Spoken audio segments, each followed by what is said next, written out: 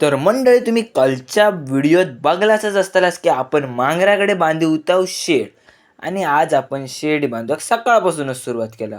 पण आज जरा वातावरण लय ढगाळच होता, काय पाऊस कधी पडण्याची शक्यता होती आणि आता पावसाचे पण दिवस तसे जवळच इल्ले. पण त्याच्यात ना माका ह्यो व्ह्यू एकदम कडक वाटत होता, एकदम खरोखर भारी दिसा होता. त्याच्यानंतर कामाक आपल्याक सुरुवात करूची होती आणि आज कामाक सुरुवात केला होती म्हणजे ह्यो गडगो पाडून घेऊची होती, म्हणजे हे चिरे ढकलूचे होते. त्याच्यानंतर आपल्याच वाडीतलो ह्यो कलाकार असा जो वेल्डिंग मारता, ह्याचं नाव असा संकेत माळकर. छोटा पॅकेट बडा धमाका, बघा काय मारता वेल्डिंग असा. आणि आज सगळ्या वेल्डिंगचं काम ह्योच करणार होतो. तर मंडळी त्याच्यानंतर आपण ह्या साईडीन काम करूक सुरुवात केला. तर मंडळी बघा ह्यो एवढंसं वेल्डिंगचं टाको 2 पायपांका एकत्र करूचं काम करताना किती मोठं पाऊस इलो आणि वादळ झालं तरी उडवान जायत. तसेच आपण आपल्या आयुष्यात एकजूटपणानं राहावे. तर हे वर बघ ढगात बघलास ना तर खोबरा किसल्यासारखं एकदम ढगांचंच वातावरण झालं.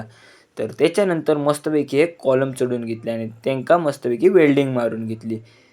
त्याच्यानंतर आपला खोपटा असा काय दिसा होता आणि एकूण 5 पाईप टाकलेले आणि अशी वेल्डिंग तो मारी होतो. एकदम रिक्सी काम होता.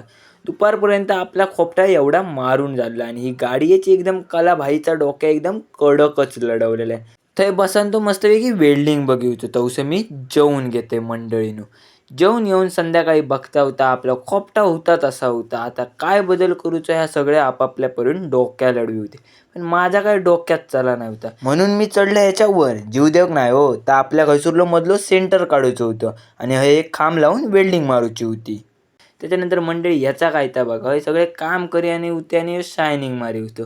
नंतर आता लाजलो तर एक नंबरच काय येते का सांगणार.